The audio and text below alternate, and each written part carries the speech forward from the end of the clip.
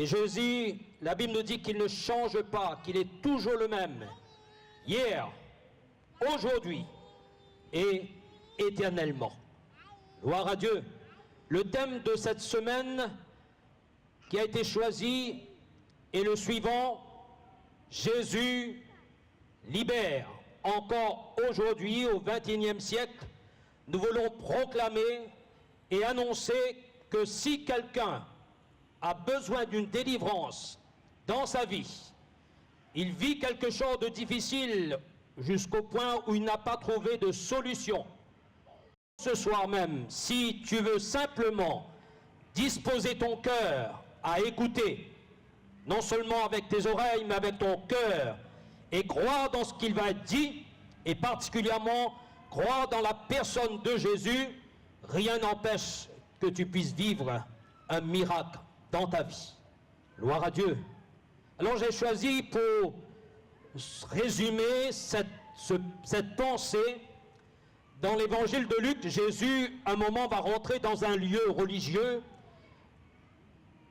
connu des Juifs qui s'appelle la synagogue, et il va prononcer ces paroles du prophète Ésaïe dans l'Ancien Testament au chapitre 61, et il va proclamer la parole de Dieu en annonçant cette promesse.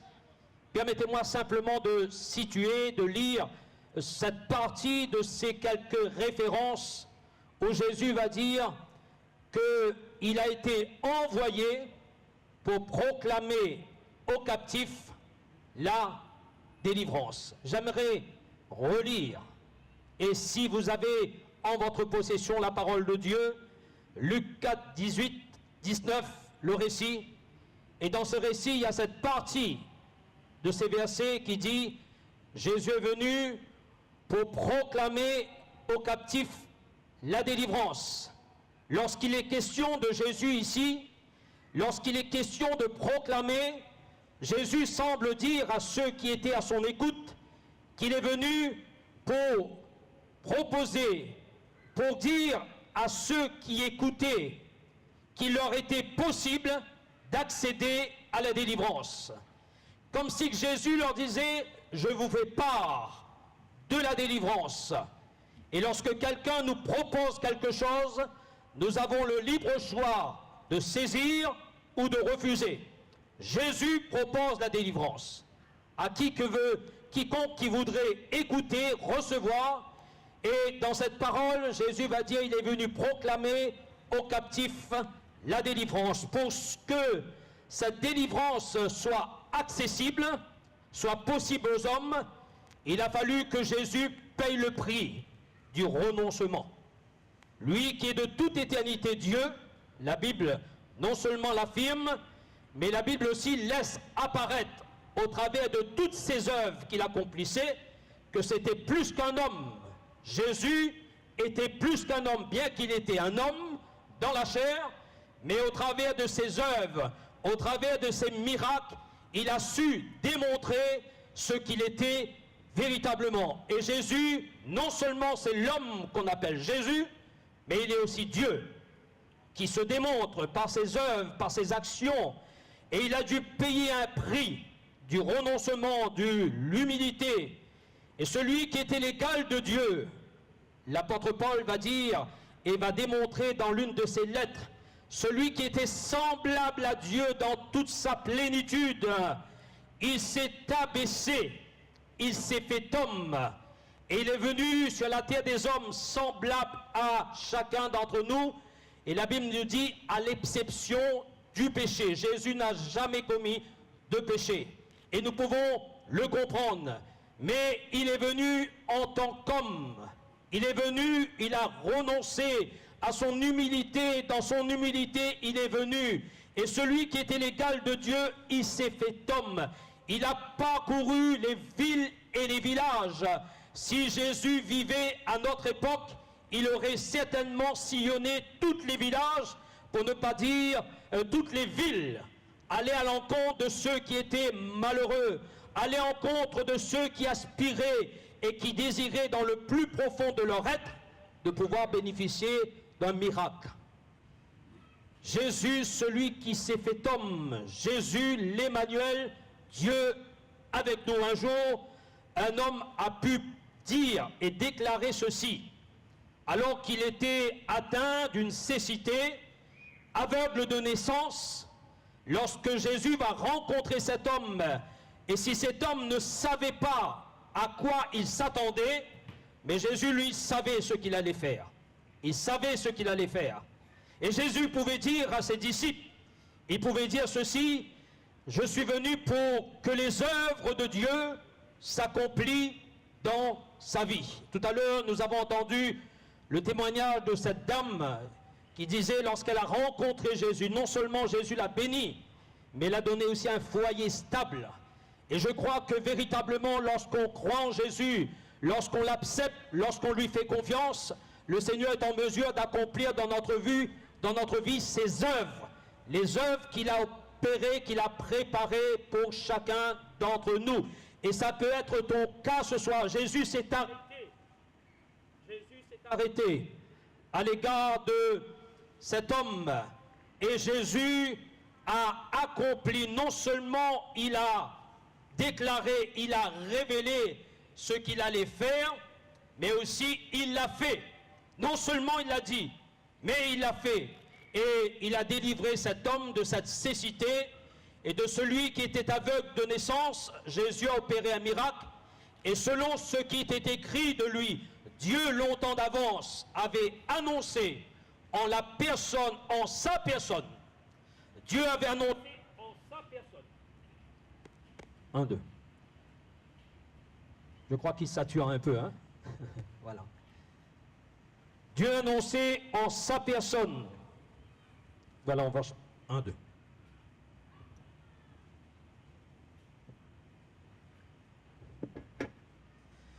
Voilà, Dieu a annoncé en sa personne qu'il allait venir 600 à 700 ans avant que Jésus puisse naître dans le sein d'une femme, Marie, et venir sur cette terre pour marquer non l'histoire mais la vie de beaucoup d'hommes.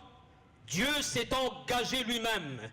Et le prophète disait, et Dieu parlant par le prophète Ésaïe disait, je viendrai moi-même et je vous sauverai. Je viendrai moi-même et je vous sauverai. Voilà ce que Dieu a déclaré. Et 600 années après, voilà que Jésus vient, l'homme qu'on appelle Jésus. Et lorsqu'il accomplit le miracle dans la vie de cet homme, il ne fait que confirmer ce que le prophète avait annoncé. Il ne fait qu'affirmer la promesse de Dieu. Et l'homme qui est aveugle retrouve la vue. Dieu ne ment jamais aux hommes. De sorte, mon ami, si tu entends la parole, et si Dieu te parle par sa parole, sache une chose, que Dieu ne trompe jamais personne. Lorsqu'il déclare quelque chose, il accomplit en la personne de Jésus, et notamment si tu mets ta foi en lui. Cet homme a été complètement délivré de cette puissante maladie qui était le sien. Et je m'empêcherai de dire que tout l'évangile est parsemé des miracles que Jésus a accomplis pour nous encourager, pour nous inciter à mettre notre confiance en lui, comme si Dieu voulait nous dire, si aujourd'hui nous voulons encore croire, c'est possible à nous de vivre quelque chose de particulier, si tel est notre désir. Oui, Jésus est celui qui est venu faire part aux hommes qu'il leur est possible de vivre une délivrance. Et quelle délivrance? C'est celui que Dieu veut opérer. C'est celui que Dieu veut accomplir dans notre vie si nous pouvons simplement avoir confiance en lui. Peut-être que dans cette soirée, quelqu'un est venu dans cet aspect de sa vie et la santé qui est la tienne est peut-être en difficulté. Mais sache une chose, si tu places ta confiance, tout à l'heure, on a cité cette référence où Jésus va nous dire d'aller annoncer la parole. Et voici, je suis avec vous. Et au-delà de ce que nous pouvons voir, chers amis, sur cet espace, celui qui est ressuscité, celui qui est vivant et qui est présent par son esprit, et au moment même que je vous parle, il est celui qui est en train de vous parler à votre cœur. Il est celui qui est en train de vous interpeller, captiver votre attention pour qu'il dépose dans votre cœur quelque chose que personne n'a pu faire dans votre vie. Et Jésus est en mesure de le faire dans votre vie.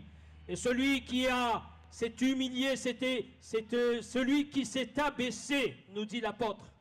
Celui qui est venu, Jésus, l'homme qu'on appelle Jésus. Il est celui aussi qui est venu et qui a payé le prix pour la guérison de ceux qui sont malades, mais il a payé aussi le prix pour délivrer ceux qui sont sous l'oppression. D'ailleurs, dans ces quelques versets que nous avons sous les yeux dans l'évangile de Jean, Jésus annonçant ces quelques promesses et venant lui-même pour démontrer aux yeux de ceux qui l'écoutaient qu'il était venu non pas simplement pour rappeler à ces gens ces promesses, mais il est venu pour que ces promesses s'accomplissent dans la vie de tous ceux qui voulaient croire en lui. Et il va dire qu'il était venu pour délivrer ceux qui sont oppressés. Le mot oppressé, dans autre version de la Bible, dit que c'est semblable à ceux qui sont foulés. C'est comme quelqu'un qui vit sous une pression constante et qui n'arrive pas à s'en défaire. Peut-être que quelqu'un sait de quoi je parle quand on est dans une situation d'oppression, on est dans une situation où on essaie de s'en sortir, un peu comme quelqu'un qui serait plongé dans de l'eau et alors qu'il essaye de pouvoir remettre la tête hors de l'eau, il ne peut pas, il se sent comme étouffé. Excusez-moi l'expression, peut-être elle est un peu forte, mais elle se sent comme étouffée, comme ne pouvant plus respirer et sentant que la mort est proche. C'est un peu la vie de ceux qui se sentent oppressés, comme foulés, comme sous une domination, comme sous une pression qui nous écrase. Je me rappellerai toujours de l'expérience de cette dame qui est venue un jour lors d'une réunion semblable à celle que nous connaissons maintenant, et elle faisait que passer, et à un moment elle s'est sentie dans l'obligation de s'arrêter. Elle disait plus tard, je ne sais pas pourquoi.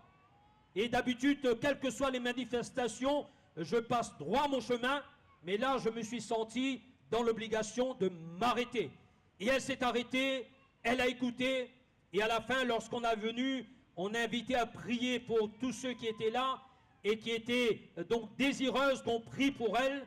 Elle est venue, et elle disait quelque chose.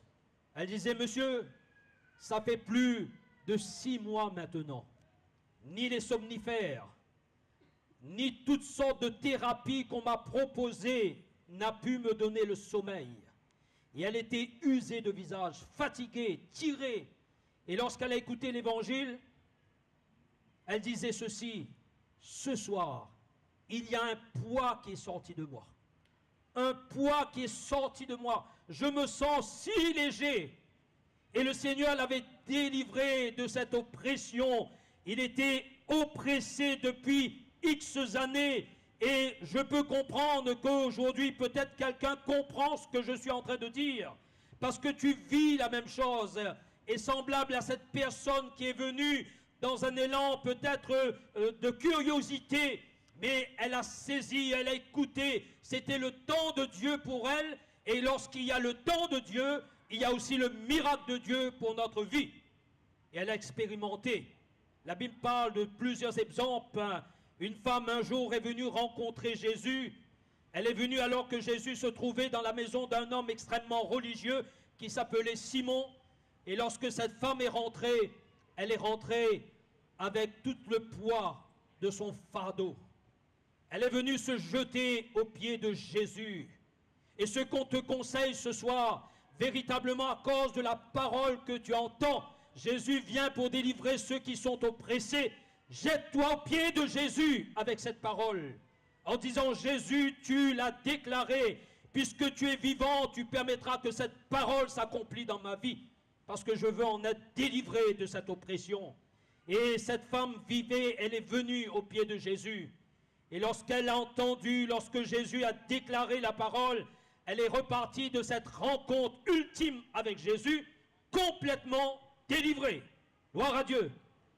Gloire à Dieu. Complètement délivrée. Jésus, dans son abaissement, dans son humilité, non seulement il est venu pour accomplir et pour accomplir particulièrement dans la vie de ceux qui sont atteints, incurables, impossible de trouver une solution. Jésus est venu pour accomplir le miracle dans le domaine de la santé, et il est venu aussi pour accorder donc à ceux qui sont opprimés, et il va dire, je suis venu pour rendre libres les opprimés. Je suis venu pour rendre libres les opprimés.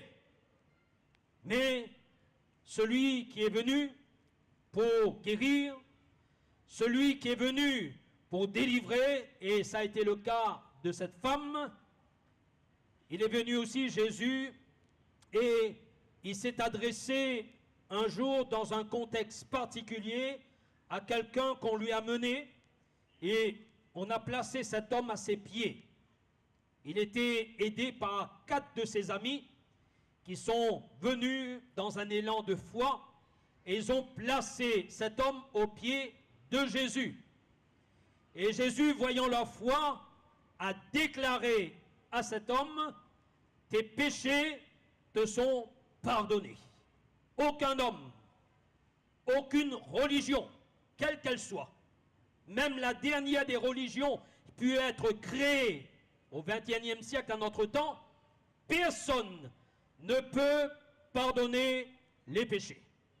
Un seul qui a été conçu sans péché, celui qui a décidé de s'abaisser, de venir pour aller à la rencontre des hommes que nous sommes, pour s'adresser à nous, pour nous rencontrer dans une ultime rencontre parce qu'il nous connaît personnellement, lui seul a le pouvoir de pardonner les péchés. Et il va le dire à cet homme, tes péchés te sont pardonnés. Je crois dans la valeur de la parole de Dieu, parce que chaque fois que Jésus a déclaré la parole, chaque fois qu'il s'est adressé à tous ceux et celles qui sont venus vers lui, dans la parole de Dieu, et chaque fois que Jésus a déclaré la parole, ces derniers, lorsqu'ils croyaient dans cette parole, elles recevaient, cette parole devenait en eux la puissance de Dieu qui libère. Et je crois que Jésus ne change pas. Si nous croyons dans cette parole, elle accomplira en nous et elle manifestera en nous sa puissance qui va nous libérer, qui va nous dégager. Et quand Jésus a dit « tes péchés te sont pardonnés », il y a eu des gens qui se sont levés et ils ont dit « mais qui donc peut pardonner les péchés ?» C'est une réalité, c'est une évidence même. Qui peut pardonner les péchés? Personne, personne. Mais Jésus va les regarder pour leur faire part d'une vérité qu'ils ignoraient. Et je me demande si les gens connaissent la vérité. Ils pensent que le pardon des péchés, on peut l'acquérir par tous ces efforts humains, par des actes religieux, par des rites religieux. Ils pensent que le pardon des péchés, on peut l'acquérir par tous les moyens que présentent les hommes. Certains offrent des sacrifices d'animaux et sans cesse ils offrent. Et chaque année, chaque manifestation, c'est la même chose. Et le fait qu'ils rappellent toujours au travers d'un sacrifice d'animaux quelconque, ça veut dire que le péché ne peut pas être pardonné, puisqu'ils répètent sans cesse la même chose. Au travers des religions, et on peut faire toutes les rites. Et si jamais on nous disait qu'il faut faire tel rite qu'on ne connaît pas aujourd'hui, on serait prêt à le faire. Parce qu'on aspire au pardon, on aspire à la purification de notre âme. Mais la solution humaine n'est vaine, elle ne sert à rien. Jésus seul peut pardonner nos péchés. Il a payé le prix. Et la Bible nous dit ceci, si le Fils de Dieu nous a franchis, et lorsqu'il est parlé de l'affranchissement ici, il est parlé de quelqu'un qui va payer le prix à notre place, un peu comme le prix qu'on payait pour libérer quelqu'un qui est esclave. Il fallait qu'un prix soit payé. Et Jésus, il va dire, si le Fils vous a franchi, vous serez réellement libre. En d'autres termes, Jésus semble dire, si je paye le prix pour vous, vous connaîtrez la liberté et vos péchés seront pardonnés. Il ne serait plus question du poids de la condamnation et de la culpabilité sur votre âme, vous serez réellement libre. Voilà ce que Jésus voulait dire dans ses paroles. Et comme cet homme qui a été pardonné de ses péchés, nous aussi nous pouvons bénéficier, parce qu'il est le seul qui peut véritablement nous rendre libres concernant ce pouvoir qui est le péché qui s'exerce sur notre vie. Sais-tu que le péché, c'est un pouvoir qui détruit pas seulement la vie des hommes, mais je m'efforce et je m'entête de dire que le péché est le pouvoir qui détruit l'humanité tout entière. Tous les hommes sont sous le pouvoir du péché. Mais il y a un seul qui échappe à ce pouvoir, c'est celui qui a reçu du Père le tout pouvoir. Et le pouvoir même de déclarer à quelqu'un, tes péchés te sont pardonnés. Il a le pouvoir de le faire, parce qu'il est le seul. Et ce Jésus qui est venu pour libérer le captif, il est celui qui a payé le prix. Il s'est abaissé, il s'est fait homme, il est allé à la rencontre de tous les hommes, comme l'Évangile vient à notre rencontre ce soir, comme l'Évangile nous atteint par le biais de la sono peut-être, mais la parole de Dieu atteint jusqu'à notre cœur. Parce que l'intention de Dieu, ce n'est pas que tu continues à vivre dans ton emprisonnement, mais que tu sois libre, totalement libre. Et voyez-vous, je ne peux conclure ces messages. Et si Jésus a pu dire, je suis venu pour proclamer aux captifs la délivrance, et dans ce sens, il y a un message que Jésus fait passer aux hommes comme celui qui est venu pour proclamer et pour annoncer, pour faire part aux hommes que tout est accompli. Il suffit de croire. Et Jésus a prononcé ces paroles il y a 2000 ans maintenant, lorsque entre terre et ciel, un homme était suspendu. L'homme qu'on appelle Jésus. L'homme qui parcourait les villes et les villages, celui qu'on disait de lui que c'était un homme de bien. Et pourtant, on l'a arrêté, on l'a condamné. Le seul motif et le chef d'accusation contre Jésus, c'est qu'il a su démontrer qu'il était le Fils de Dieu par les œuvres qu'il accomplissait. Et on l'a arrêté, on l'a cloué sur un bois. Et cela a été annoncé longtemps d'avance, qu'il devait être mis au rang des malfaiteurs. Il était comme un coupable sur une croix. Et les gens regardaient ce Jésus. Et ils regardaient, ils reconnaissaient. Et ils disaient aux autres, mais c'est Jésus de Nazareth. Plus tard, quelques-uns vont dire, ne savez-vous pas ce qui est arrivé à cet homme, Jésus de Nazareth? Comment on l'a arrêté? Comment on l'a crucifié? Pourquoi est-il mort? Pourquoi on l'a crucifié? Pourquoi Jésus a accepté la croix? Il aurait pu se défendre. Il avait le pouvoir de le faire. Et il disait simplement, si je demandais à mon Père qui est dans le ciel, une seule légion d'anges. Et quand on parle de légion, on parle des milliers d'anges qui pouvaient venir pour le délivrer, mais je ne l'ai pas fait. Il disait, j'étais au milieu de vous tous les jours, annonçant la parole dans la synagogue, et vous n'avez pas mis la main sur moi.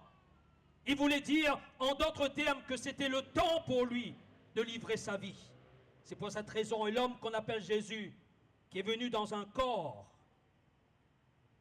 la Bible nous dit ceci, et Jésus lui-même, en entrant dans ce monde dans lequel on est, prenant conscience de la réalité de la souffrance des hommes, pouvait dire à son Père, tu n'as voulu ni sacrifice, ce n'est pas les sacrifices qui satisfait Dieu. Aucun des sacrifices qu'on peut offrir ne peut satisfaire Dieu. Aucune vie qu'on peut sacrifier, essayant de vivre dans une vie de sainteté galvaudée, ne peut satisfaire Dieu.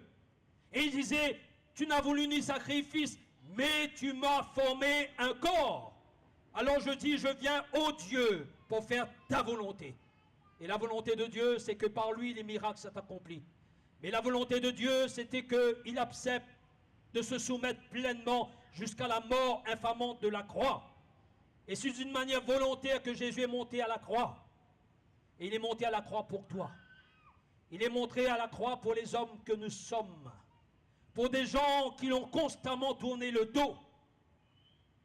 pour les gens qui ont fait de lui aucun cas.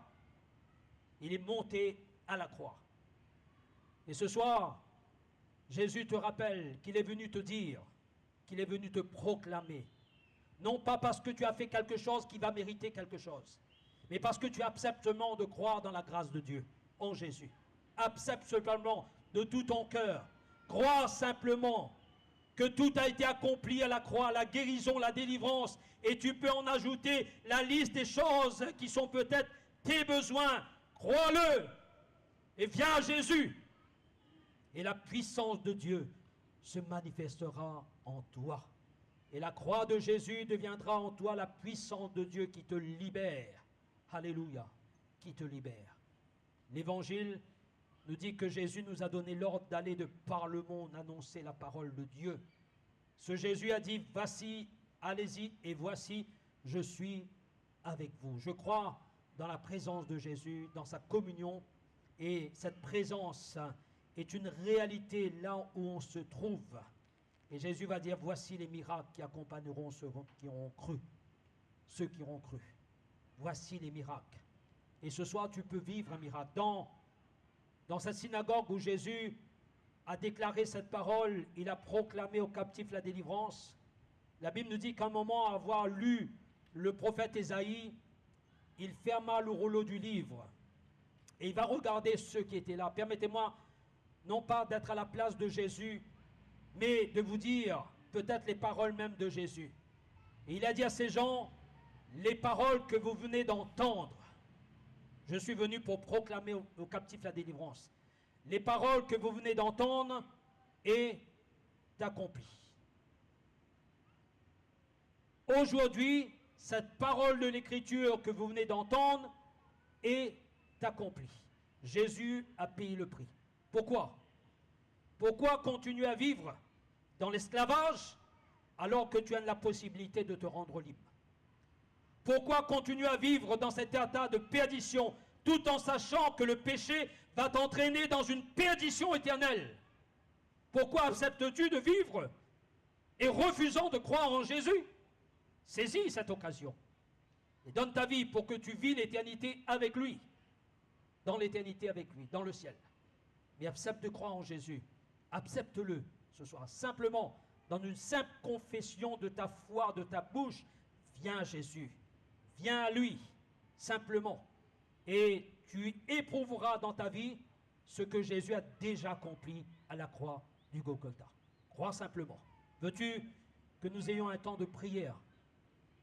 Là où tu te trouves, tu peux simplement t'adresser à Jésus. On n'a pas besoin d'intelligence supérieure aux autres, on a simplement besoin d'un cœur qui parle à Dieu. Simplement besoin d'un cœur qui parle à Dieu. Et bien qu'il connaît parfaitement ta souffrance, tu peux le dire avec des mots. Et s'il ne t'arrive pas de le dire avec des mots, dis-le avec des larmes. Le Seigneur l'entend. Et il te déclare qu'il a tout accompli. Mais si simplement tu venais venir à lui et croire dans sa parole, simplement. Et tu peux déclarer, Seigneur, j'ai entendu ta parole. Je veux croire dans cet évangile. Mais je crois beaucoup plus qu'une parole. Je crois dans la personne même que tu es, Jésus. Le vivant, le ressuscité. Celui qui n'est pas loin de moi, celui qui est près de moi. Celui en quel je veux placer ma confiance. Je veux croire en toi, Jésus. Et puisque on a entendu, et ta parole le déclare, que tu as tout accompli, Seigneur, merci. Merci de m'accorder maintenant, par la foi, la victoire, la délivrance, la restauration de mon âme, le pardon de mes péchés. Si simplement tu veux faire cette démarche auprès de Jésus.